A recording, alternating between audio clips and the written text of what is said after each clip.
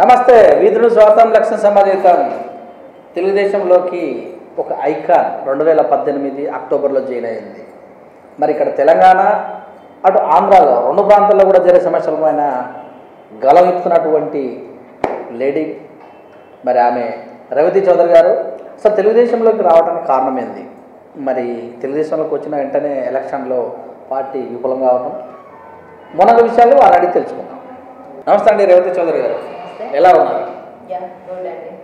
రెండో అడుగు, ఒక అడుగు యాక్టింగ్, రెండో అడుగు పొలిటికల్, రెండు కూడా విభిన్నమైన రంగాలు.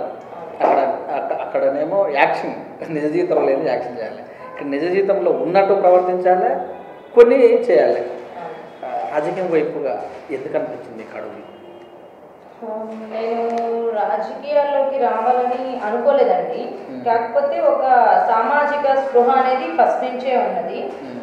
సో ఇక్కడ తెలంగాణ సపరేట్ అయిన తర్వాత నేను ఇక్కడ షిఫ్ట్ అయ్యాను యాదృచ్ఛికంగా. సపరేట్ అయిన తర్వాత బికాస్ ఆఫ్ మై కెరియర్ ఇంత మేము ఆలోచించాం కదా, పొలిటికల్గా లేనప్పుడు ఇంత ఆలోచించాము. ఏదైనా రెండు రాష్ట్రాలు తెలుగు రాష్ట్రాలే, తెలుగు పీపులే. సో ఇదేదో మాకు వేరే రాష్ట్రం అని అనిపించదు. అంతే ఖచ్చితంగా అందరం తెలుగు వాళ్ళమే. సో మనకు అనిపించింది. నేను అప్పుడు షిఫ్ట్ అవ్వడం జరిగింది. జరిగినప్పుడు ఇక్కడ పరిస్థితులు బిఫోర్ చూసాను కదా. నేను హైదరాబాద్కి ఎప్పుడు వచ్చారు?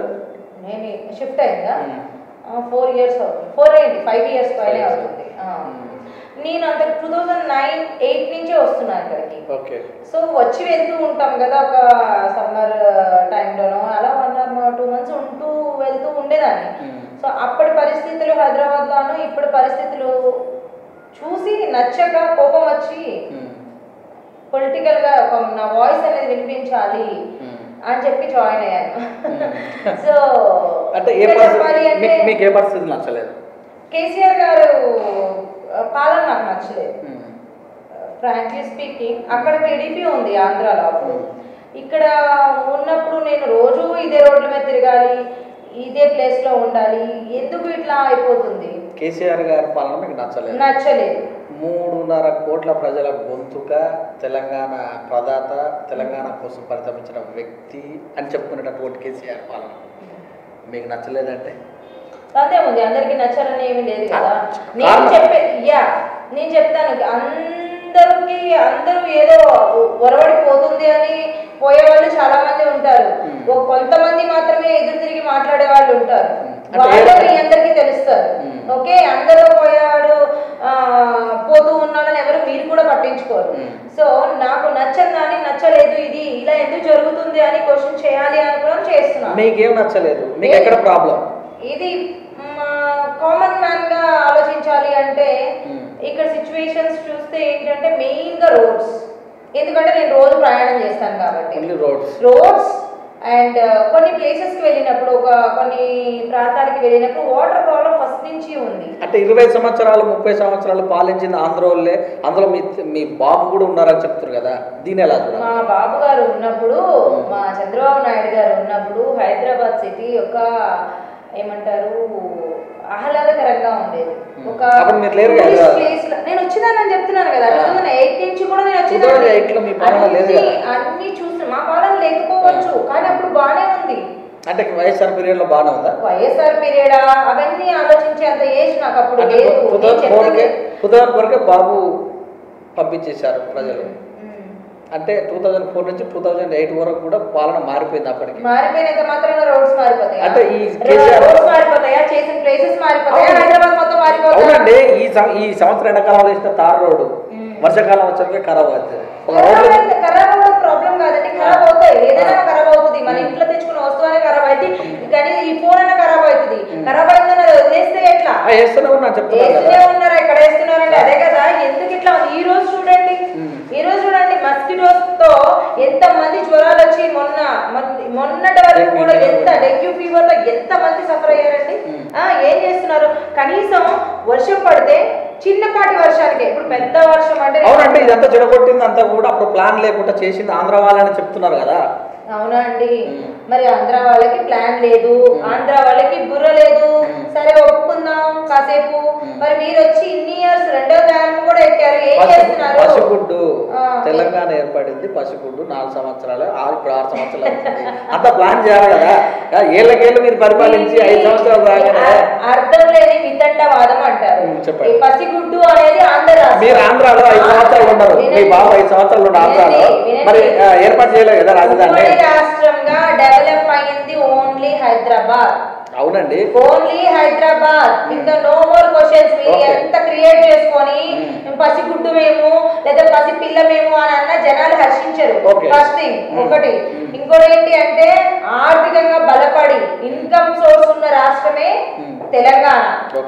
నేను నా మాటలు ఎందుకు, కేసీఆర్ గారు చెప్పారు కదా, అరే మనం పుష్టిగా ఉన్నా మనం అన్ని చేస్తాం, మందే ఇన్కమ్ అంతా అని చెప్పి ఆయన చెప్పినప్పుడు ఆయన ఇలాంటి పరిస్థితులు ఎందుకున్నాయి ఇక్కడ? పసిగుడ్డు పక్క రాష్ట్రమే ఎన్నో విధాలుగా డెవలప్ చేస్తున్నారు. అన్ని సీసీ రోడ్లు ప్రతి విలేజ్ కి వెళ్ళాను నేను మొన్న ప్రచారాలకి. ప్రతి విలేజ్ లోనూ సీసీ రోడ్లు ఫినిష్ అయిపోయి ఎంత బాగున్నాయి. ప్రజలు తప్పు చేశారు, అవి చాలా ఉన్నాయి అనుకోండి. మీరు అటెండ్ అడగండి ఇటెండ్ అడగండి, ఒక క్లారిటీ వస్తుంది. ఏదైనా ఒక సైడ్ చేద్దాం, దాంట్లో దీంట్లో దీంట్లో దాంట్లో జంప్ అయితే నేను ప్రజలకు అర్థం కాదు. అంటే ఇప్పుడు బాబు గారు మీ అధ్యక్షుడు, అదే పాలన చూసుకుంటే ఎటైనా మాట్లాడవచ్చు, మాట్లాడదాం. కానీ ఒకటి ఫినిష్ చేద్దాం. చెప్పండి. ఇప్పుడు కేసీఆర్ పాలన రోడ్లు మీకు నచ్చలేదు? రోడ్లే కాదండి, ఇప్పుడు ఆయన చెప్పింది ఏంటి ప్రజలకి? నిధులు, నిధులు, నియామకాలు. వీటన్నిట్లో ఈ మూడిట్లో నేను మామూలుగా నా దగ్గర వర్క్ చేసే వాళ్ళను నా దగ్గర ఉన్నారు, చాలా మంది ఉన్నారు, నేను అడుగుతూ ఉంటా. కొంతమందికి ఆనందం ఉండొచ్చు, పొలిటికల్ గా లేకపోయినా సరే ఆరాలు తీసే బుద్ధి ఉండొచ్చు. అలాగే నేను ఏమో బాగుందా అంటే ఒకటి ఆలోచిస్తాం ఎప్పుడు కూడా, ఎందుకు ఇంత ఉధృతంగా ఈ ఉద్యమానికి రీజన్ ఏంటి? అక్కడే నాకు వచ్చింది, తెలంగాణ ఇష్యూ జరుగుతున్నప్పుడే ఇంతమంది స్టూడెంట్స్ ఇంత గొడవ చేసి బయటకు వచ్చి రావాల్సిన అవసరం ఏంటి అన్నప్పుడే నాకు కాన్సన్ట్రేషన్ ఉంది కదా. అప్పుడు మీరు తెలంగాణ సైడ్ కాదు, నేను సమైక్యాంధ్ర, తెలుగు వాళ్ళం కలిసి ఉందామనే కాన్సెప్ట్ లోనే ఉన్నా. సీరియస్లీ అట్లా ఎందుకు అబద్ధం చెప్పేది లేదు ఇక్కడ. సో నేను సమైక్యాంధ్ర, వీళ్ళు నాకు శత్రువులు కాదు. అవద్దా? అమెరికా వెళ్ళి సెటిల్ అయిపోయి అక్కడ గ్రీన్ కార్డ్ తీసుకున్నంత మాత్రాన వాడు ఇండియన్ కాదా? చెప్పండి. అసలు ఏంటో మీరు ఏదో పెద్ద ఏదో పాకిస్తాన్ ఇండియాలో మాట్లాడుతున్నారు. ఎక్కడ తెలుగు మనమే అందరం. మీకు మాకు ప్రత్యేకంగా కావాలి అని తెలంగాణ వాళ్ళు మాత్రమే. తెలంగాణ ఉద్యమంలో ఉంది, నేను సమైక్యాంధ్ర, రెండు మనమే అనేది. తెలుగు వాళ్ళు అయ్యా తెలుగు వాళ్ళే, వీళ్ళంటే నాకు యాంటీ లేదు, వాళ్ళంటే యాంటీ లేదు. చేసుకుంటాను మేబీ నెక్స్ట్ ఇయర్ నేను తెలంగాణ అబ్బాయినే చేసుకుంటాను. ఇది మెటీరియల్ ఖచ్చితంగా మాట్లాడేవాళ్ళు చూసి చూడండి. సో తెలంగాణ అబ్బాయిల క్యారెక్టర్ లో మంచి వాళ్ళు అన్నమాట. అట్లా లేదు, ఇక్కడ సెటిల్ అయ్యాను కాబట్టి నాకు ఎక్కువగా తారాసపడే వ్యక్తులు ఇక్కడే ఉన్నారు కాబట్టి కొంచెం ఒక ఐడియా ఉంటుంది. సో ఇప్పుడు నేను అమ్మాళ్ళు ఉంటున్నారు, అమ్మాళ్ళు చెప్పి చేసుకునే అలా ఉండవు కదా. ఇప్పుడు పరిస్థితులు కొంచెం తెలిసిన పర్సన్ అయితే మనకి బాగుంటుంది. మీరు అనుకున్న సిద్ధాంతం బాగానే ఉంది. ప్రస్తుత పరిస్థితుల్లో తెలుగుదేశంలో గెలిచిన వాళ్ళు చాలా మంది కూడా ఏదో ఒక పార్టీ సెటిల్ అయ్యారు. ఒకప్పుడు బాగా వెళ్ళినటువంటి పార్టీ ఇప్పుడు నిమ్మకు ఎట్లా అంటే చిన్న దీపంలా కూడా లేకపోయింది. ఇలాంటి పార్టీ ఎన్నుకుంటున్నారు మరి? నేను అంటే చిన్న దీపంలాగా కూడా లేదు, అసలు తెలంగాణలో టీడీపీ లేదు నేను అంటలేను, ఇంకా మీకు తెలుసు అని అనుకుంటున్నాను. తెలుసు కాదు అలా, అది ఒకటి చెప్తానండి. అది నేను ఒక్కటి చెప్పాలి ఏంటంటే ఇక్కడ క్లియర్గా అందరికీ కూడా కొంచెం చంద్రబాబు నాయుడు గారు అక్కడ బిజీ అవడం వల్ల, మీరు పసిగుడ్డు అన్నారు కదా, ఆ పసిగుడ్డు లాంటి రాష్ట్రాన్ని తీర్చిదిద్దడంలో ఆయన బిజీ అయిపోయారు. దాని వల్ల కొంచెం ఇక్కడ ఆయన కాన్సన్ట్రేషన్ చేయలేకపోయారు. Let me finish. సో కొంచెం కాన్సన్ట్రేషన్ తక్కువ చేశారు. అండ్ రెండోది ఏంటి, మీరు చూసారు కదండి తెలంగాణ ఎలక్షన్స్ అప్పుడు మాత్రమే చంద్రబాబు నాయుడు గారు ఇక్కడికి రావడం జరిగింది. అక్కడే 2 గంటల వరకు తుఫాన్లే కానివ్వండి అవి ఇవి అనుకుంటూ అక్కడే వర్క్ చేయడం జరిగింది. ఇంకా నేను చెప్పేది ఏముంది, నేను ఇక్కడ క్రియేషన్ కూడా ఏం లేదు, జరిగింది అందరూ చూశారు. సో కొంచెం తెలంగాణలో ఇప్పుడు టీడీపీ తరఫున ఉన్న లేకపోతే ఆంధ్ర సమైక్యాంధ్ర వాదులు కూడా చాలా మంది కూడా మమ్మల్ని వదిలేశారు ఏంటి అక్కడ ఆంధ్రానే అన్నట్టు ఇలా చేశారు బాబు గారు అని. కాదు, దాన్ని ఏదో ఒకటి చేద్దాం, మనం మంచిగా రెడీ చేసి నిలబెట్టాలి ఆంధ్రప్రదేశ్ని అన్న కాన్సన్ట్రేషన్తో బాబు గారు అక్కడ బిజీగా ఉండడం వల్ల ఇక్కడ కొంచెం క్యాడర్ కొంచెం స్లో అయింది, పోలేదు, స్లో అయింది. సో దానివల్ల ఆటోమేటిక్గా ఏమంటారు, యాక్టివిటీస్ ఎక్కువగా జరగట్లేదు అనుకోండి, ఎక్కువగా స్పందన లేదు అనుకోండి, కావాలా ఇంకా లేదే అంటారు. ఇప్పుడు నేను ఎక్కువగా సినిమా వాటిలో కనబడకపోతే ఇంక సినిమాలు వదిలేసింది అన్న ఎలా అనుకుంటారో, సో ఇంక టీడీపీ లేదు అనే దానికి తోడు ఈ మధ్య జరిగిన పార్టీలో నుంచి మా నాయకులు అందరూ కూడా బీజేపీలో జాయిన్ అవ్వడం, అది కూడా కొంచెం ఫ్యాక్టర్ చూపించింది. కానీ మా క్యాడర్ మాత్రం మేము ఎక్కడున్నా మాతోనే ఉంటారు. ఇక్కడ హుజూర్నగర్లో చూస్తున్నారు కదా మీరు, చావా కిరణమయ్య గారిని, ఆవిడ లోకల్ ఆవిడే, అక్కడ వాళ్ళ ఫాదర్ కూడా స్వతంత్ర ఉద్యమాల్లో ఉన్నారు, అక్కడ ప్రజలందరికీ కూడా ఆవిడ దగ్గరగానే ఉన్నారు. ఆవిడ్ని మొన్న టిఆర్ఎస్ నాయకులు మీరు ఏం చేశారు చెప్పండి, వాళ్ళు ఏం చేశారు చెప్పండి. మీకు ఇప్పుడు కాంపిటీషన్ ఉంది, ఆమె మంచి అంటే వాళ్ళు టిఆర్ఎస్ నాయకులు ఉన్నా సరే నా చుట్టాలు మా పెద్దనాన్న సంథింగ్ ఎవరో అన్నారు, ఆవిడ వెళ్ళి కలిసి వద్దామని అంటే నువ్వు రావడానికి వీల్లేదని తోసేశారు. అంటే అంత అభద్రతా భావంతో ఉన్నారు, అంత హేట్ చేస్తున్నారు. సో ఇది పరిస్థితులు వాళ్ళకి. నేను హుజూర్నగర్ వెళ్ళాను. బాగుందండి. మా క్యాడర్ చెప్తున్నాను కదా, మా ప్రజలందరూ కూడా మా క్యాడర్ టీడీపీ క్యాడర్ ఎప్పుడు కూడా స్ట్రాంగే, అది ఎవరైనా ఒప్పుకొని తీరాలి. మా క్యాడర్ని ఎవ్వరూ లాక్కోలేరు. ఇంకొకటి ఏంటి అంటే నాయకులు వెళ్తారండి, వాళ్ళ అవసరాల కోసం వెళ్తారు, వాళ్ళ ఫ్యూచర్ కోసం వెళ్తారు. ఫ్యూచర్ లేదు అని కాదు, ఇప్పుడు టీఆర్ఎస్ ఉంది మనం తీసుకుందాం, తెలంగాణలో టీడీపీ లేదు అనే వాళ్ళు గుండె మీద చేసుకోవాలి, ఒకసారి చేసుకొని నిజం మాట్లాడాలి. తెలంగాణ ఉద్యమం అంత జరిగి క్యాపిటల్ ఇవి రెండు డివైడ్ అయిపోయిన తర్వాత, రెండు స్టేట్లో డివైడ్ అయిన తర్వాత మాకు వచ్చిన సీట్లు ఏంటండి ఇక్కడ? మరి వీళ్ళందరూ ఎందులోకి వెళ్ళారండి? తీసుకున్నారా? పోయారా? రెండిట్లో వాళ్ళ ఇష్టం, మన వాళ్ళిద్దరి మధ్య జరిగింది మనమేం చెప్తాం. సో ఏదో జరిగింది కదా, గెలిచారు కదా, అంటే దాని అర్థం ఏంటి? లెటర్ ఇచ్చామని చెప్పుకొచ్చాను వల్ల ప్రజలు, మేము కూడా లెటర్ ఇచ్చాం తెలుగుదేశంలో, మేము కూడా తెలంగాణకు లెటర్ ఇచ్చామని చెప్పుకోవడం వల్ల ప్రజలు వేసారేమో. 2018 ఎఫెక్ట్ తగ్గింది కదా. 2018లో మా పొత్తుల్లో సీట్లు పోయినాయి, అది ప్రజలందరికీ తెలిసిన విషయమే. ఇంకొకటి ఏంటంటే హర్షించలేదు మా పొత్తులు కూడా, కాంగ్రెస్తో మేము పొత్తు పెట్టుకోవడం కూడా జనాలు నచ్చలే, కొంతమంది తెలంగాణ పీపుల్ కూడా నచ్చలేదు, అటు ఆంధ్ర పీపుల్ కూడా నచ్చలేదు. సో దీనివల్ల కూడా మాకు కొంచెం తగ్గింది. అలా అని మేము ఇంకా పడిపోయాము అనుకోవడం. మీరు ఆంధ్ర నుంచి ఇక్కడ సెటిల్ అయ్యారు, మరి ఆంధ్ర నుంచి వచ్చిన వాళ్ళు ఇక్కడ ఈ పార్టీని కాపాడే వాళ్ళు ఉండరా? అలానే ఏం లేదండి, ఇక్కడ తెలంగాణ అసలు నన్ను అడిగితే నాకంటే ఇక్కడ లోకల్లో ఉన్నారు కదా. ఇప్పుడు టీడీపీలో నేను ఒక్కదాన్నే అనుకుంటా సెటిలర్ని, అందరూ ఇక్కడ వాళ్ళ తెలంగాణ వాళ్ళే. సో అక్కడ ఆంధ్ర పెత్తనం అన్నారా? అయ్యో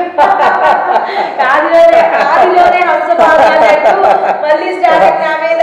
నేనేమీ కాదు, జస్ట్ జాయిన్ అయ్యాను.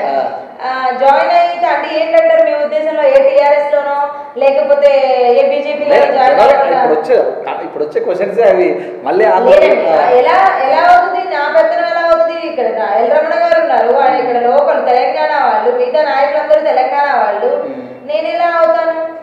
ఆర్టీసీ మీద మీ యొక్క ఆర్టీసీ మీద అంటే మీకు ఏ లైన్ కావాలనుకుంటున్నారు? ఇప్పుడు జరుగుతున్నది ఖచ్చితంగా ఆర్టీసీ కార్మికుల మీద ఈ కేసీఆర్ గారు ఉక్కు పాదం మోపారని నేను అనుకుంటున్నాను.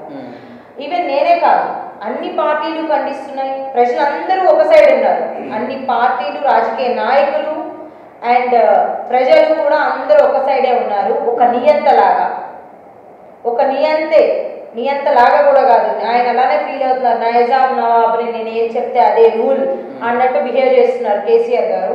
మొండి వైఖరి చూస్తూనే ఉన్నాము. ఈ దగ్గర 12 రోజుల పైన అయిపోయింది, ఇప్పటికీ 14వ రోజు, ఈరోజు బంద్ కూడా. సో ఈ పరిస్థితులు ఎందుకు వస్తున్నాయి? ఆయన మొండి వైఖరికి ఏ మాత్రం కూడా తగ్గకుండా ఎవరిని సాధిస్తున్నారు? మీరు అసలు ఎందుకు ఎలా వచ్చి గద్దెనెక్కారు? ఆ రోజున మీతో పాటు సమ్మెలో సకల జనుల సమ్మెల్లో ఆర్టీసీ కార్మికులు లేకుండా మీకు ఏం జరిగింది? వాళ్ళు ఎంత ధైర్యంగా ఈ లేడీసే కానివ్వండి వీళ్ళందరూ కూడా రోడ్డు మీదకి వస్తేనే మీరు ఆ గద్దెనెక్కి కూర్చున్నారు. ఆ విషయం మర్చిపోయారు కేసీఆర్ గారు. మీరు ఇదంతా చెప్తున్నారు కదా, వాళ్ళ ప్రధాన డిమాండ్ ప్రభుత్వంలో విలీనం చేయాలని. బాబు పీరియడ్లో మరి అప్పుడు కూడా ఆర్టీసీ కార్మికులు ధర్నాలు చేశారు. వాళ్ళ డిమాండ్ ప్రధాన డిమాండ్ మరి అప్పుడు చేయింది, అప్పుడు ఎందుకు చేయలేదు? ఇప్పుడు ప్రతిపక్షాలు ఎందుకు చెప్తున్నాయి కాకమ్మ కబుర్లు అంటున్నారు కదా? ఇప్పుడు మేము మీరు ఇక్కడ ఒకటి అబ్జర్వ్ చేయాలి. కాకమ్మ కబుర్లు చెప్పడానికి ఇక్కడ ఏం లేదు. అంటే ఏంటంటారు, మీకు భజన చేయాలా అంటే అప్పుడు నుంచి కూడా కార్మికుల డిమాండ్ ప్రభుత్వంలో పరిస్థితులు చంద్రబాబు నాయుడు పీరియడ్ లో ఉంది. వైఎస్ఆర్ పీరియడ్ లో కూడా ఒక కొన్ని రోజులు చేసిరు సమ్మె. చంద్రబాబు నాయుడు పీరియడ్ లో 2004లో అప్పుడు కూడా ఒక నెల రోజులేమో బస్సులు ఆపడం కూడా జరిగింది. కిరణ్ కుమార్ రెడ్డి గారి గవర్నమెంట్ లో కూడా జరిగింది. చూపించిన దారే నడిచారు వీళ్ళందరూ కూడా. ఆర్టీసీ కార్మికులు అందరూ కూడా మీరు ధర్నాలు చేయండి, మీరు అది చేయండి అని ఈయనే పురిగొలికి పంపించడం జరిగింది. వాళ్ళు అదే ఫాలో అయ్యారు. ఆది అన్ని ఉండదు, ఆంధ్ర పెత్తనం. మీరు చెప్పారు కదా, ఆంధ్ర పెత్తనం, మనకేమీ జరగట్లేదు, మనకు ఉద్యోగాలు ఇవ్వట్లేదు, సమపాలన జరగట్లేదు, మనల్ని మనమే పరిపాలించుకుందాం, మనల్ని మనమే పరిపాలించుకుంటే మన ఉద్యోగాలు మనకు వస్తాయి, మన తిండి మనం తింటాం, మన బట్ట మనం కడతాం అని చెప్పారు కదా. మరి చెప్పారు కాబట్టి ఓట్లు వేశారు, కేసీఆర్ గారిని గద్దెనెక్కించారు. మరి మీరేం చేస్తున్నారు? ఆంధ్ర పెత్తనం బోడి పెత్తనం లేదు కదా ఇక్కడ. మరి మీరు ఇప్పుడు కేసీఆర్ గారు మీ ప్రజలే వాళ్ళు, మేము అప్పుడైతే ఏమడిగామో మేము ఇప్పుడు అదే అడుగుతున్నాం అంటున్నారు ఆర్టీసీ కార్మికులు. మరి మీరు ఇప్పుడు ఏం చేస్తున్నారు అంటే మీ ప్రజల్ని మీరే అనగలుగుతున్నారు ఎందుకు? అంటే ఒక నిమిషం, ఇక్కడ మనకు కనిపిస్తుంది ఏంటి అంటే ఆయన ప్రాంతీయవాదాన్ని జనాల్లో ఎక్కించి మైండ్లో ఎక్కించి ఆయన కుటుంబం లాభ పొందారు తప్ప నిజానికి ఆ ప్రాంతీయవాదం అనేది లేదు. రాజకీయ నాయకులు చేసిన కుట్ర అనేది ఇప్పుడు తెలంగాణ ప్రజలు అర్థం చేసుకోవాల్సిన విషయం. ఈ మాటకు మీరు వస్తే తెలుగుదేశం పార్టీ కూడా తెలుగు ప్రజల ఆత్మ గౌరవాన్ని వచ్చింది. మరి ఇండియా మొత్తంలో కూడా తెలంగాణ తెలుగుదేశం అంటే ఆంధ్రప్రదేశ్ అనేటప్పుడు అప్పుడు ప్రాంతీయ భావజాలమే వస్తుంది కదా. ప్రాంతీయ భావజాలము అంటే ఇప్పుడు పక్కన తమిళనాడు ఉందండి. తమిళనాడు ఎంత పెద్ద స్టేట్ అది, విడిపోయారా? ముక్కలు చేసుకున్నారా? కలిసి ఉంటే కలదు సుఖము అని అన్నారు. సరే, నేను తర్వాత స్టడీ చేశాను సీరియస్లీ. ఫస్ట్ స్వతహాగా ఎవరైనా సరే మనం అందరం తెలుగు మాట్లాడుతున్నాము, ఎందుకు విడిపోవాలి? ఇప్పుడు ఒక ఫైట్ జరుగుతుంది అనుకోండి, వీళ్ళు ఎందుకు ఫైట్ చేస్తున్నారని మనం ఆలోచిస్తాం. సో అలానే ఆలోచించాం మేము కూడా, ఎందుకు వీళ్ళు ఫైట్ చేస్తున్నారని. ఎస్, మా ఉద్యోగాలు మాకు రావట్లేదు, మాకు మా ఆత్మగౌరవం దెబ్బతింది అన్న దానిలో మీరు సక్సెస్ సాధించారు, కాదని అనట్లేదు. ఇప్పుడు నేను మాట్లాడకూడదు అని అంటారా మీరు తెలంగాణకు సంబంధించి? మాట్లాడండి. ఇప్పుడు మీరు మరి నేను మీ తెలంగాణ ప్రజల కోసం మాట్లాడుతున్నా. డే 1 నుంచి కూడా నేను పార్టీలో జాయిన్ అయింది కూడా అదే. నాకు తెలంగాణ ప్రజలే సపోర్ట్ గా ఉన్నారు. తెలంగాణ ప్రజలే నన్ను అసలు జాయిన్ అవ్వమని అన్నారు. మేడం మీరు జాయిన్ అవ్వండి, మేమందరం మీకు ఉన్నామని వాళ్ళే నాకు సపోర్ట్ చేస్తున్నారు. ఇక్కడ లేదే, ప్రజల్లో లేదు.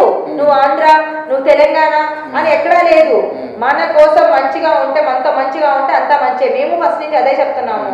నేను మరి అలా అనుకుంటే ఇక్కడ ల్యాండ్స్ కొనకూడదు, కార్లు 2 ఇక్కడే కొన్నాను. నేను తెలంగాణకే ట్యాక్స్ కట్టా, మరి పసిగుడ్డు లాంటి మా రాష్ట్రానికి కట్టుకోలేదు, నేను వెళ్ళి అక్కడ కొనుక్కోలేదు. నేను ఇక్కడ ఉంటున్నాను కాబట్టి నా యాక్టివిటీస్ అన్ని ఇక్కడే జరుగుతాయి. ఓటు కూడా ఇక్కడే వేసాను. ఓటు వేసి యూట్యూబ్ లో వీడియో కూడా ఉంటుంది చూడండి, లైవ్ పెట్టాను నేను అక్కడ నుంచి మోజో ఛానల్లో. సో ఓటు కూడా ఇక్కడే వేసాను. సో ఇంకేందుకు మరి నేను ఆంధ్ర వెళ్ళలేదే, శుభ్రంగా ఇక్కడ నుంచి అక్కడికి వెళ్ళి అక్కడ వేసుకుంటాను కదా. సెటిల్ అయ్యాను ఇక్కడ. సో పొలిటికల్ గా రాకముందే సెటిల్ అయ్యాయి. పొలిటికల్ కి సంబంధం లేదు, నేను అప్పుడు అనుకోలేదు కూడా వస్తాను అని చెప్పి. అదే ఇప్పుడు ఆర్టీసీ కార్మికుల పైన మీరు మాట్లాడుతున్నారు. అవునండి, అసలు ఆర్టీసీ కార్మికులకి సంబంధించి వాళ్ళు దగ్గర 2776 కోట్ల రూపాయలు 2014 నుంచి 14-15 నేను 14 ముందు చెప్పట్ల, కేసీఆర్ గారి గవర్నమెంట్ వచ్చిన దగ్గర నుంచే చెప్తున్నా. మనం అక్కడే క్యాలిక్యులేట్, పసిగుడ్డు అక్కడి నుంచే కదా, అక్కడి నుంచే క్యాలిక్యులేట్ చేసుకుందాం మీరన్న భాష. 2014-15 నుంచి 18-19 వరకు 2776 కోట్ల రూపాయలు ఆర్టీసీ కార్మికులకి అనేక రాయితీల కింద ఇవ్వాలి ప్రభుత్వం ఇవ్వమని అప్పటి నుంచి అడుగుతున్నారు. కేసీఆర్ గారు ఏం చెప్పుకుంటూ వస్తున్నారు, మీకు రీఎంబర్స్మెంట్ ఇప్పుడు కుదరదు, మీరు అప్పులు తీసుకొని సర్వైవ్ అవ్వండి, మనం కొత్తగా రాష్ట్రాన్ని ఏర్పరచుకున్నాము అంటే పాపం మన తెలంగాణ కార్మికులు అందరూ కూడా, ఆర్టీసీ కార్మికులు అందరూ కూడా నమ్మారు. కేసీఆర్ గారి మాటలు నమ్మడం వల్ల వెయిట్ చేసి పాపం వాళ్ళు అప్పులు చేసుకున్నారు. అప్పులు చేసుకుంటూ వాళ్ళని సరిపెట్టుకుంటూ వస్తూ ఉన్నారు. వాళ్ళ ఇబ్బందులు వాళ్ళు పడ్డారు, కానీ మిమ్మల్ని ఫోర్స్ చేయలేదు. ఈ రోజు కాకపోతే రేపన్నా అవద్ది, రేపు కాకపోతే ఎల్లుండన్నా అవుతుంది అని చెప్పి ఆగారు. నేను చేస్తానన్నారు, ఏం కావాలంటే అవి చేస్తాను, మన తెలంగాణ మనకు వస్తే అని అన్నారు. అప్పుడు వీళ్ళు సకల జన సమ్మెలో వీళ్ళ హెల్ప్ కూడా తీసుకున్నారు. తీసుకున్న తర్వాత గెలిచిన తర్వాత 710 కోట్లు మాత్రమే ఈయన ఇవ్వడం జరిగింది ఆర్టీసీ కార్మికులకి. ఆ తర్వాత ఇంకొక 746 కోట్ల రూపాయలు ఇతర రాయితీల కింద ఇవ్వడం. అంటే మొత్తం బ్యాలెన్స్ ఎంత ఉంది ఇప్పుడు? 1308 కోట్ల రూపాయల దాకా ఆర్టీసీకి ప్రభుత్వం నుంచి న్యాయంగా రావాలి. మరి మీరు ఇచ్చారా? ఇయ్యలేదు. ఇవ్వకుండా నేను ఇప్పుడు చెయ్యను, మీరు సమ్మెకి వెళ్తే 60 రోజుల ముందే చెప్పారు మేము సమ్మెకి వెళ్తున్నాము అని చెప్పి. 60 రోజుల ముందు చెప్పినప్పుడు మీరు పండగ ముందే 3 రోజుల ముందు ఏదంటారు మమ అనిపించాలి అన్నట్టు మేము చెప్పాము, మీరు వినలేదు, మీరు ప్రజల్ని ఇబ్బంది పెట్టారు అని ఒక అపవాదు ఆర్టీసీ కార్మికుల మీద వేయాలి అన్నట్టు ఒక త్రిసభ్య కమిటీ ఒకటి పెట్టి, ఐఏఎస్ కమిటీ ఒకటి పెట్టి పంపించారు. పంపించిన తర్వాత చర్చలు సరిగా జరగలేదు. సో కోపాలు ఎక్కువైపోయినాయి. వీళ్ళు మేము గోయింగ్ టు సమ్మి అని చెప్పేసి మేము వెళ్ళిపోతున్నాం, సమ్మెకి వెళ్ళిపోతున్నాం అన్నారు. సరే వెళ్ళిపోయారు. వెళ్ళిపోయిన తర్వాత బ్లేమింగ్ ఏంటంటే ప్రజల్ని ఇబ్బంది పెట్టారు అని చెప్పి ఒక భూతంలాగా వీళ్ళని చూపించడం ప్రజలకు జరిగింది. కానీ ప్రజలందరికీ తెలుసు జరిగింది ఏంటి అనేది. ఎవరో ఒకళ్ళిద్దరు పచ్చకామెర్లకి కనిపించకపోయినా తెలంగాణ ప్రజలందరికీ ఎంత అన్యాయం జరిగింది తెలిసింది. 48,000 మందిని నిర్దాక్షిణ్యంగా జాబ్ నుంచి తీసేస్తున్నాను అంటే ఆంధ్ర వాళ్ళు చేసిన పాలన నియంత పాలనలా ఉందా, మీరు చేసిన పాలన నియంతలా ఉందా? మిమ్మల్ని ఒప్పుకుంటారా?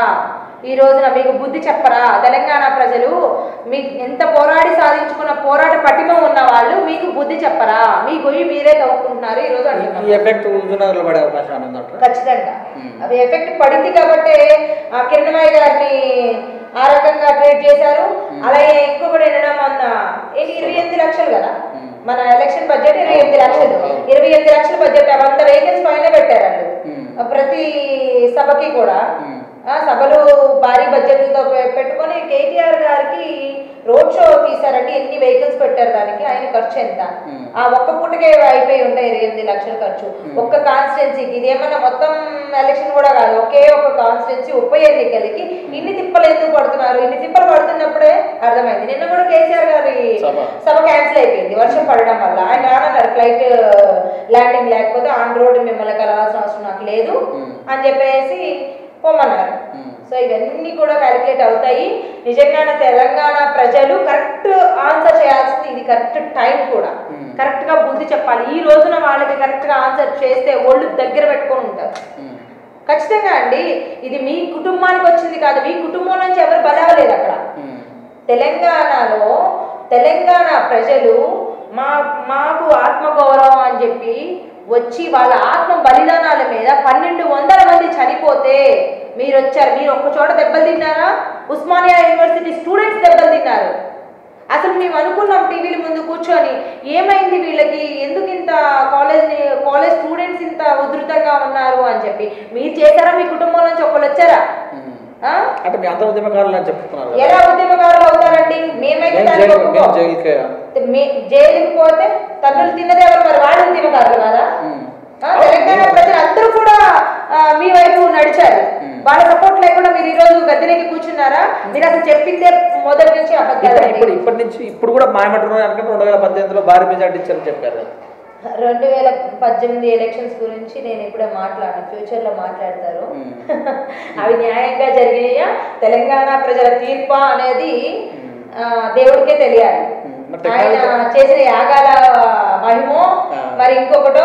మేము చాలా వరకు కూడా తెలంగాణ ఎలక్షన్స్ ముందు నేను అప్పుడే జాయిన్ అవ్వడం వల్ల ఇంకా అంత కాన్సన్ట్రేషన్తో చూసాను. వీళ్ళు నాయకులందరూ వెళ్తుంటే అందరినీ చెప్పులతో చీపులతో కొట్టి బయటకు పంపించిన రోజులు కూడా ఉన్నాయి.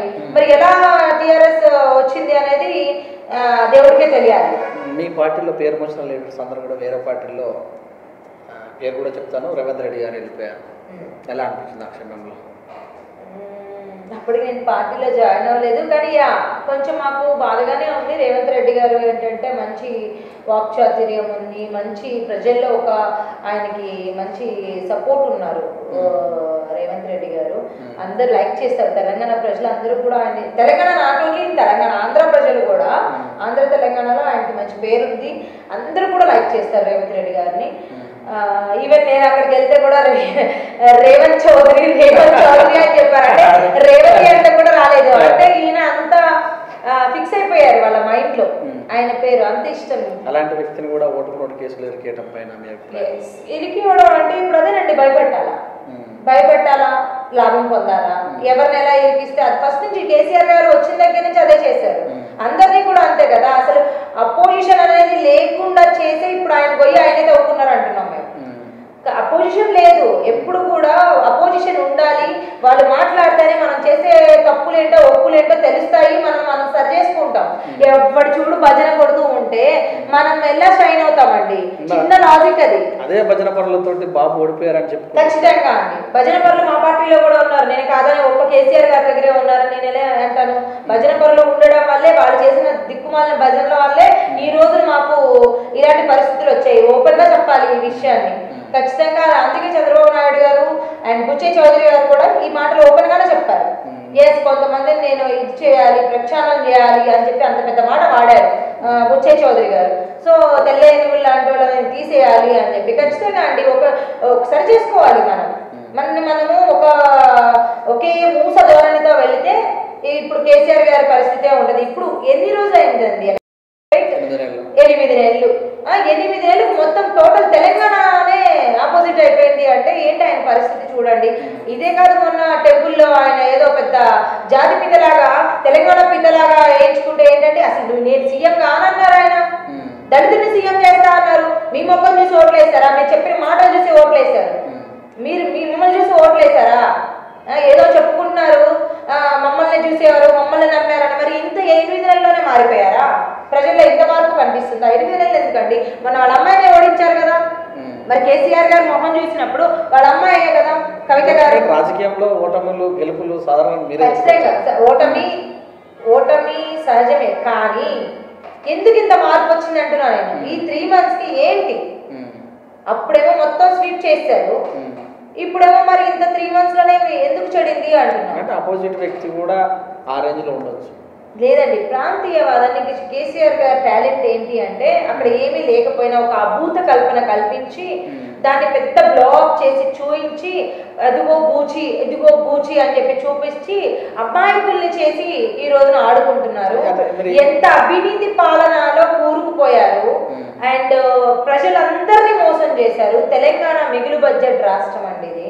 అసలు ఆయన గనక సరిగ్గా కాన్సన్ట్రేషన్ చేస్తే ఈ తెలంగాణకి ఈ పరిస్థితులు రావు కూడా. ఏదో ఇంకా కూడా పాత గవర్నమెంట్లు, ఆంధ్ర పాలకులు అని ఈ పిచ్చి మాటలు చెప్పుకొని ఎంతకాలం తిరుగుతారు. ఒకటి చెప్తానండి, ఈ రోజున చిన్న వర్షం పడితేనే మన హైదరాబాద్ లో పరిస్థితి చూడండి. ఇంటికి వెళ్ళాల్సిన వాళ్ళం 20 minutes జర్నీ చేయాల్సిన వాళ్ళం 4 hours జర్నీ చేస్తారు. కేటీఆర్ గారు కూడా చాలా మాటలు చెప్పారు. రాత్రికి మార్చే ప్రాబ్లమ్స్ కావు. ఇప్పటికే మొత్తం డ్రైనేజీ వ్యవస్థ మార్చాం, సెట్ చేసాం చెప్పుకుంటూ వస్తున్నారు కదా. అక్కడ అదే కేసీఆర్ గారు, అదే కేటీఆర్ గారు అక్కడేమో మొత్తం అసలు క్యాపిటల్ ఎందుకు కట్టేయలేదు. ఇక్కడ చూడండి, 2 స్టేట్లలో మాటలు చూడండి ఎట్లా ఉంటాయో.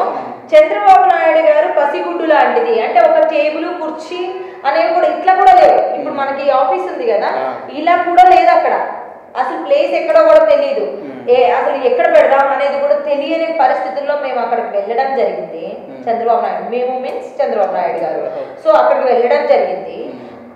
అలాంటిది ఇవి కట్టలేదే, అవి కట్టలేదే, అసలు ఏమీ చేయలేదే అని అవే కొన్ని నోళ్ళు మాట్లాడతాయి. మరి ఇక్కడ మిగులు బడ్జెట్లో ఉండి సకల సౌకర్యాలతో ఉన్న రాష్ట్రాన్ని ఏమీ చేయకుండా మాకు టైం పడుతుంది, నైట్ మార్చేయలేము అంటున్నారు. దాన్ని మనం పరిగణలోకి తీసుకోవాలా, దీన్ని పరిగణలోకి తీసుకోవాలా, ఎవరిని మోసం చేస్తున్నారు అనేది తెలుసుకోవాలి. ఇక్కడ ఉన్నటువంటి బడ్జెట్ కు కేంద్ర ప్రభుత్వం అక్కడ నిధులు ఇస్తుందని కూడా ఉంది కదా. కేంద్ర ప్రభుత్వం తెలంగాణకి ఎన్ని కోట్లు ఇచ్చిందో ఆంధ్రాకి అన్ని కోట్లు ఇచ్చింది తప్ప 1 కోటి రూపాయలు కూడా ఎక్కువ ఇవ్వలేదు. అదే కదా ఇప్పుడు గొడవ మాది. ఇప్పుడు కేంద్రంతో మా గొడవే అది. మీరు పక్కనున్న తెలంగాణ మిగులు బడ్జెట్ రాష్ట్రానికి ఇచ్చిన బడ్జెట్ కొత్తగా వచ్చిన చట్టంలో కాకుండా ఎక్స్ట్రా ఇచ్చారంటారు. ఎవరు ఇచ్చారండి? ఏమైనా లెక్కలుంటే చూపించండి, ఎక్కడైనా ఉన్నాయో చూపించండి. మేము మీతో ఈక్వల్ గా మాకు ఇస్తే ఎట్లా వర్కౌట్ అయింది కాదు. మీరు ఎందుకు చంద్రబాబు నాయుడు గారు అడగట్లేదని చెప్పి విపక్షాలు విపరీతమైన గొడవ చేస్తేనే చంద్రబాబు నాయుడు గారు వాళ్ళ మాట కాదనలేక ప్రజలతో ఉండాలి అంటే ప్రజాభిప్రాయాన్ని గౌరవించాలి అని చెప్పి ప్రత్యేక హోదా గురించి కేంద్రంతో గొడవ పెట్టుకోవడం జరిగింది. లాస్ట్ బడ్జెట్ వరకు కూడా వెయిట్ చేసి, అది కూడా అర్థం లేని గొడవ కాదు. లాస్ట్ వరకు చూసాం కేంద్రంతో మనం గొడవలు పడకూడదు, మళ్ళీ ఇబ్బంది పడుతుంది, మంది కొత్త రాష్ట్రం అని చెప్పి చాలా లాస్ట్ వరకు కూడా ఇస్తారు వెయిట్ చేసి లాస్ట్ లో మేము ఎదురు తిరగడం జరిగింది. అది దానివల్లే మేము నష్టపోయాము ఆంధ్రప్రదేశ్లో. మరి మొన్న ఒక పాట బీజేపీ తోటి పొత్తు పెట్టుకోకపోవడం చాలా ప్రమాదం. అదే నేను చెప్తుంది అదే, పొత్తు పెట్టుకోవడం వల్ల కాదు, విభేదించడం వల్ల, అంటే గొడవ పడడం వల్ల వాళ్ళు వాళ్ళ మాట వాళ్ళే తప్పారు. యాక్చువల్లీ చెప్పాలంటే ఇక్కడ చంద్రబాబు నాయుడు గారు తప్పేముంది, ఆయనే చెప్పారు. ఏమని? మేము మోడీ గారు తిరుపతి సభలో ఏం చెప్పారు? ఢిల్లీ తనదన్నే రాజధాని. ఆయన అప్పటికి ఇంకా అధికారంలోకి రాలేదు. చేద్దామా అన్నారు, నిధులు ఇస్తామన్నారా? ఖచ్చితంగా ఢిల్లీ తలదగలాగా నిర్మించుకుందాం అన్నాడు, బలోపేతం ఇస్తాను చెప్పారు. అదే ఇప్పుడు మీరు అన్నట్టు నానా అర్థాలు తీసుకున్నట్టు మనం ఎస్కేప్ అవ్వాలంటే నేను అలా అన్నాను కానీ ఇలా అన్నానా అని చెప్పుకోవచ్చు అండి. నిర్మించుకుందామని ధైర్యాన్ని ఇచ్చాను చెప్పాడు కానీ మొత్తం నిధులు నిర్మించుకోదు, నేను చేస్తా అన్నాడు ఆయన. నేను ఢిల్లీని తెల్లదన్నే రాజధాని మీరు చేసుకోండి, నేనున్నాను మీకు చేస్తాను, గెలిపించండి అన్నారు. గెలిపించండి అన్న తర్వాత ఎలా గెలిపిస్తారు? గెలిపించారు. గెలిపించిన తర్వాత మీరు ఏం చేశారు? ఎలా చేసుకుంటామండి, కొత్త క్యాపిటల్ అది, ఎలా చేసుకుంటాము? ఢిల్లీ తలదన్నే నువ్వు బడ్జెట్ ఇస్తే చేయించుకుంటాము, నువ్వు ఏమి ఇవ్వకుండా మొండి చేయి ఇచ్చి నేను ఇవ్వను, అసలు పోలవరంలో ఇవ్వాల్సిన బడ్జెట్ కూడా వెనక్కి తీసుకొని ఆయన నాకు లెక్కలు చూపించు అది ఆపు అని చెప్పి ఎవరికైనా లెక్కలేంటండి, ఆపకుండా లెక్కలేంటి లెక్క తీసుకురమ్మన్నారు కదా, వెళ్ళారు అక్కడ కూర్చొని రెడీ, మీరు ఆడిట్కి నేను రెడీ, శ్వేతపత్రాలు ఇదిగో దాని బడ్జెట్ అని ముందు పెట్టారు, మీరు రండి అని అన్నారు, వాళ్ళే మాట్లాడలేదు. అంటే నువ్వు మమ్మల్ని ఎదిరిస్తావా అన్న ఒకే ఒక అభిప్రాయంతో వెళ్ళారు తప్ప ప్రజల గురించి ఏం మాట్లాడలేదు అక్కడ. ఎస్, మేము గొడవ పడడం వల్ల ఖచ్చితంగా మాకు లాస్ అయింది, రాష్ట్రం లాస్ అయింది, అటు రాష్ట్రానికి దెబ్బ తగిలింది, అలాగే టీడీపీ గవర్నమెంట్కి టీడీపీకి చాలా పెద్ద దెబ్బ తగిలింది. అండ్ ఇంకోటి ఏంటంటే ఓడిపోయింది అంటే 40% ఓట్ షేరింగ్ ఉంది అక్కడ. ఓకే, 40% మాకు ఓట్లు పడ్డాయి అక్కడ. అంటే ఇప్పుడు బీజేపీ గెలిపే అంటాం తప్ప ఆంధ్రాలో అక్కడ వీళ్ళదని మేము యాక్సెప్ట్ చేయం. ఈవెన్ వాళ్ళు కూడా అదే చెప్తున్నారు. బీజేపీ నాయకులందరూ కూడా మేము మిమ్మల్ని సపోర్ట్ చేస్తేనే మీరు గెలిచారు తప్ప మీకు అంత ఇది లేదు అంటారు. అది వాళ్ళు తెలుసుకోవాల్సిన విషయం, మాకు సంబంధం లేదు. మేమైతే మాత్రం చంద్రబాబు నాయుడు గారు చెప్పింది ఏంటంటే విభేదించాము. కేంద్రంలో వాళ్ళు ఉన్నప్పుడు ఖచ్చితంగా మనం విభేదించకుండా సామరస్యంగా వెళ్దాము అంటే వీళ్ళెవరూ ఒప్పుకోలేదు. విపక్షాలే కానివ్వండి, సామాజిక కార్యకర్తలే కానివ్వండి, వాట్ ఎవర్ పబ్లిక్ నుంచి ఆపోజిట్ గా వీళ్ళు ఆలోచించకుండా చంద్రబాబు నాయుడు గారు ఆలోచన లేదా అని అడిగేటప్పుడు చంద్రబాబు నాయుడు గారు ఈ విషయం చెప్పారు. ఆయన మాకు మంచి ప్యాకేజ్ ఇస్తానంటున్నారు, మీరు ఆగండి అని చెప్పి అన్నారు. ఆ ప్యాకేజ్ లో కూడా మెండు చేయి చూపించారు. దానికి కూడా మాకు అనుకున్న నిధులు ఇవ్వకపోబట్టి మేము ఎదురు తిరగాల్సి వచ్చింది, ఈవెన్ ప్రజల కోసం కూడా. ఓకే, ఇప్పుడు ఈ మధ్య కాలంలో ఒకసారి వైఎస్ఆర్సీపీ కార్యకర్తల పైన మీరు విరుచుకుపడ్డారు. అంత ఆవేశం అంత మీకు ఎందుకు అనిపిస్తుంది? అంత నాలో ఏమి ఆవేశం ఏం కాదండి. ఇప్పుడు మహిళలు ఒక పార్టీ గురించి, ఒక పార్టీలోకి వస్తే, రాజకీయాల్లోకి వచ్చినా ఒక మాట మాట్లాడినా ఏం తప్ప ఏమో ఇష్టం వచ్చినట్టు మాట్లాడతారు. అమ్మాయి క్యారెక్టర్ ని దిగజారు చేసి అసలు అమ్మాయి ఎవరో తెలియదు. ఇప్పుడు మా పార్టీ ఫేస్ చేస్తున్నాం. మన చంద్రబాబు నాయుడు గారు ప్రెస్ మీట్ పెట్టి మహిళలకి జరుగుతున్న ఇలాంటి సిచ్యువేషన్స్. ఇప్పుడు గతంలో షర్మిల గారు వచ్చి కేసు పెట్టారు, నన్ను ఇలా అబ్యూజింగ్ గా మాట్లాడుతున్నారు అని చెప్పి కేసు పెట్టారు. మరి మీరంతా బాధపడ్డారే. ఈ రోజున అప్పటి నుంచి కూడా, ఇప్పుడే కాదు, మొగుండి కొట్టి మొరబెట్టుకున్నారంట. అలాగా అప్పటి నుంచి కూడా మమ్మల్ని అంటున్నారు. నేను టీడీపీలో జాయిన్ అయిన దగ్గర నుంచి కూడా నన్ను తిడుతూనే ఉన్నారు. సో అప్పటి నుంచి ఎవరైతే టీడీపీలో వర్క్ చేస్తున్నారో అందరు తిడుతూనే ఉన్నారు. కానీ మళ్ళీ వాళ్ళే కేసు పెట్టారు. ఎందుకంటే మేము అప్పుడు మా గవర్నమెంట్ ఉంది కాబట్టి ఖచ్చితంగా ఈజీగా అలా చల్లేయచ్చు బురద అని వాళ్ళే వచ్చి కేసు పెట్టారు. సరే, అది మేము ఖండించాం. మేము కూడా అన్నాం, ఖచ్చితంగా మహిళలు అంటే ఎవరైనా మహిళలే, మనము మాట్లాడకూడదు. వాళ్ళు మహిళలు ఏంటంటే ఎవరినైనా ఎందుకు తిడతారు అన్నారు. ఎందుకు తిడతారు చెప్పండి? మీరు పర్సనల్ టార్గెట్ ఎవరిని చేయకూడదు. ఎందుకు చేయాలి? ఎవరి పర్సనల్ లైఫ్స్ వాళ్ళకు ఉంటాయి. ఈవెన్ ఎవరో కూడా తెలీదు, కానీ తనని సంబోధించి మాట్లాడే వ్యవహారం. పంచుమూర్తి అనురాధ గారి గురించి మొన్న ఈ మధ్య, ఇప్పుడు సిబిఐ మీకు బెయిల్ ఇవ్వడం కుదరదో, లేకపోతే సారీ మీకు ఫ్రైడే కోర్టుకి రాకుండా ఎగ్జామ్షన్ అడిగారు. సో అది ఇవ్వడం కుదరదు అన్నారు. దాని సందర్భంగా ఏదో మాట్లాడుతూ ఆవిడ ఆర్థిక నేరగాడు అని సంబోధించినప్పుడు ఆవిడకి పిల్లలు ఉన్నారు, ఆవిడకి పెళ్ళయింది, ఆవిడ ఈ నాయకులతో ఈక్వల్ గా ఎన్నో సంవత్సరాల నుంచి పార్టీలో ఉన్నారు. ఆమె చిన్న వయసులోనే మేయర్ అయ్యారు. ఓకే, సో ఆమె 5 years ఆమె సేవలు అందించారు. సో ఆవిడ గురించి తెలియదు మీకు, ఆవిడ ఫ్యామిలీ ఏంటో తెలియదు. ఆవిడ ఏ రకంగా మాట్లాడతారండి మీరు? మీకు ఆ పర్సనల్ టార్గెట్ ఎందుకు? ఆవిడ అన్న మాట మీకు నచ్చకపోతే ఆ మాట మీద స్పందించండి, దాని గురించి మీరు కామెంట్ చేయండి, అది పద్ధతిగా ఉంటుంది. మీరు తెలుగుదేశం పార్టీ అనగానే పిచ్చి కూతలు, అలాంటి పిచ్చి కూతలు కూయడం వల్లే కోడెల గారు సూసైడ్ చేసుకోవడం కూడా జరిగింది. మొత్తం నాయకుల నుంచి ఉంది, పబ్లిక్ కాదు. అంత స్ట్రాంగ్ నాయకులు ఎన్నో పదవులు చేశారు, ఆత్మహత్య చేసుకోవడానికి కారణం ఫ్యామిలీ. అంత పెద్ద స్ట్రాంగ్ నాయకుడు, అంత పెద్ద హోదాలో ఉన్న మనిషిని పట్టుకొని చిన్నగా 10,000 రూపాయలకి 10,000 తీసుకుని ఎగ్గొట్టాడని పెట్టి కేసులు పెట్టి హింసిస్తే కావాలని ఏం చేస్తారండి ఆయన? అంటే ఇప్పుడు నాన్ బెయిలబుల్ వారెంట్ ఇచ్చేది ఏ కేసుల్లో ఇస్తారండి? అవునండి, ఎదుర్కోవచ్చు కదా. ఎదుర్కోవడం ఏంటండి? వీళ్ళు ఎదుర్కొనేలా చేస్తున్నారు. ఆ ట్రోల్స్ ఏంటండి? ప్రతి ఛానల్లో ప్రతి వాళ్ళ వైసీపీ లీడర్స్ వచ్చి ఏం మాట్లాడారంటే, ఫర్నిచర్ దొంగ, ఆ దొంగ, ఈ దొంగ అని చెప్పి ఇష్టానికి నోటికి ఎంత వస్తాయంటే, అంటే మనిషి అన్ని సిగ్గు లజ్జ వదిలేసి బతకాల్సిన వాళ్ళు చాలా మంది ఉంటారండి. ఆయన తట్టుకోలేకపోయారు. ఇప్పుడు ఆయన ఏజ్ ఫ్యాక్టర్ కూడా ఉంది ఇక్కడ, ఏజ్ ఫ్యాక్టర్ కూడా ఉంది. ఏమంటారు, ఒక 60 years 70 years వచ్చిన వాళ్ళు పసిపిల్లలతో సమానం అంటారు. ఆ పసిపిల్లలకు ఉండే మెంటాలిటీ, అంటే చిన్నపిల్లలకు ఉన్న మెంటాలిటీ వీళ్ళకి వస్తుందట. మరి అప్పటిదాకా కదా ఉన్నారండి, ఉన్నారు, కాదని కాదు. ఆయన చాలా రకాలుగా అవమానించారు. సో మనం చెప్పలేము వాళ్ళ ఎలా రిసీవ్ చేసుకున్నారు, వాళ్ళ సెల్ఫ్ కాన్ఫిడెన్స్ ఎలా ఉంది. అన్ని రోజులు ఒకలా ఉండవు కదండి. సో ఆయన చనిపోవడానికి ఆత్మహత్య కాదు, ఖచ్చితంగా ఇది వైసీపీ గవర్నమెంట్ చేసిన హత్యగానే పరిగణిస్తాం మేము. అయితే మరి రాబోయే రోజులలో రేవతి చౌదరి గారు పార్టీ క్యాడర్ ఎలా కాపాడతారు? పార్టీ క్యాడర్ మా వ్యూ మాకు ఉంటుంది. బాబు గారు మాకు దిశానిర్దేశం చేస్తారు, దాన్ని మేము పాటిస్తాము. ఖచ్చితంగా తెలంగాణలో కూడా మేము టీడీపీ పికప్ అయితేనే ఖచ్చితంగా నమ్ముతున్నాము. ఎక్కడైనా కాన్సన్ట్రేషన్ చేస్తున్నారు? ఖచ్చితంగా అండి.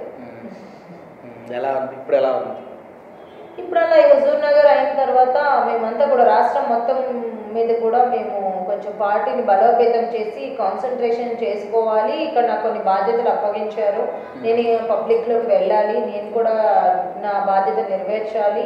సో బాబు గారు కొన్ని చెప్పారు నాకు, సో ఇక్కడ ఇలా చేయాలి అని నేను కూడా స్టార్ట్ చేస్తాను. మేము చాలా వరకు మేము కార్యకర్తలు ఉన్నారండి ఇక్కడ మాకు మెయిన్గా. వాళ్ళు 2018లో ఎన్టీఆర్ ఫ్యామిలీ నుంచే కూకటిపల్లిలో నిలబడ్డారు అసెంబ్లీలో. అంత కూకటిపల్లి అంటే టీడీపీ ఉన్నటువంటి అలాంటి పార్టీలో కూడా ఓడిపోవడం జరిగింది కదా. అంటే ఈ టైం నుంచి మీరు ఏం నేర్చుకున్నారు వ్యక్తిగతంగా? ఈ టైంలో వచ్చి అంటే ఒకటండి, నేను నమ్మిన దాన్ని నేను ఖచ్చితంగా ఓపెన్గా చెప్తాను. నాకేంటంటే నేను గతంలో డెవలప్మెంట్స్ కానివ్వండి, ఒక విజనరీ నాయకులు ఎవరు అంటే, నాకు ఇప్పుడు నేను జాయిన్ అవ్వాలి అనుకున్నప్పుడు అటు వైసీపీ దాని హిస్టరీ, వాళ్ళ వ్యవహారాలు అన్నీ చూస్తా. అండ్ నాకు కూడా కొంత తెలుసు వైఎస్ఆర్ గారు గవర్నమెంట్ నేను చూస్తూనే పెరిగాను, అటు టీడీపీ గవర్నమెంట్ చూస్తూ పెరిగాను. సో అలా కూడా ఆలోచించుకున్నాను, నాకు టీడీపీయే నచ్చింది. అండ్ నాయకుడు దాన్ని ఆ పార్టీని లీడ్ చేసే నాయకులు కూడా ఎలా ఉన్నారనేది మనం చూస్తూ ఉంటాము. ఇక్కడ టీఆర్ఎస్ చూసాము. సో నాకు ఇమీడియట్గా పదవి వచ్చేయాలి, నేను లాభం పొందేయాలి అనుకున్నదాన్ని అయితే అక్కడ ఇప్పుడు వైసీపీలోకి వెళ్ళిపోయేదాన్ని, ఇక్కడ జాయిన్ అవ్వడమే టీఆర్ఎస్లో జాయిన్ అయ్యేదాన్ని. అంత త్వరగా ఏం అవసరం లేదు. నేను నేను కెరియర్ నాకు రాజకీయం అనట్లేదు. ఇప్పుడు నేను ఇండస్ట్రీ గురించి ఎట్లా చెప్పాను, it's not my bread and butter. Okay, so ఈ రాజకీయం కూడా అంతే. రాజకీయాలు అనేది ఉన్న పరంగా ఇప్పుడు వచ్చేసి కెరియర్ వచ్చేసి తిండి పెట్టేస్తుంది, మనం ఏదో పప్పం గడుపుకుందాము, మెడలు వచ్చేస్తాయి, మిద్దెలు వచ్చేస్తాయి అనేది అది పిచ్చి మాటలు అన్నీ. అది దానికోసం నేను రాలేదు. నేను ప్రజల తరపున మాట్లాడాలి. టీడీపీ అంటే ఆంధ్ర పార్టీగా ముద్ర వేశారు కదా, దాన్ని తుడిచేసి నిన్న మొన్న ప్రజల నుంచే వచ్చింది. నేనేం కొత్తగా ఎరేజర్ పెట్టి తుడవాల్సిన అవసరం లేదు. ఈ ప్రజలే నిర్ణయిస్తారు. ప్రజలు మేమేదో కొత్తగా మేము ఒక గీత గీసామమ్మా, దాన్ని వెళ్ళి ఎరేజర్తో చెప్తామా, అది అవసరం లేదు. ఇప్పుడు అన్నారు చాలా మంది అంటే విన్నాం, అప్పట్లో ఆంధ్ర పాలకులు ఉన్న టైంలో కూడా మా గతి ఇలా లేదు, మా పరిస్థితి ఇలా లేదు, నువ్వే ఇంత ఘోరం చేశావు, తెలంగాణ గౌరవాన్ని ఆత్మగౌరవాన్ని నువ్వే చంపేశావు, హాస్యాస్పదంగా తీసుకున్నావు అని వాళ్ళే మాట్లాడుతున్నారు. ఎన్ని వీడియోస్ చూసా నేను, ఎన్ని సభల్లో మాట్లాడుతున్నారు తెలంగాణ ప్రజలు. ఇంకా మేము కొత్తగా చెప్పేది ఏముంది, మేము తెలంగాణకి ఫ్రీడమ్ అప్పట్లో అన్ని సౌకర్యాలు కల్పించింది మొట్టమొదటిగా ఎన్టీ రామారావు గారు అండ్ తెలుగుదేశం పార్టీ.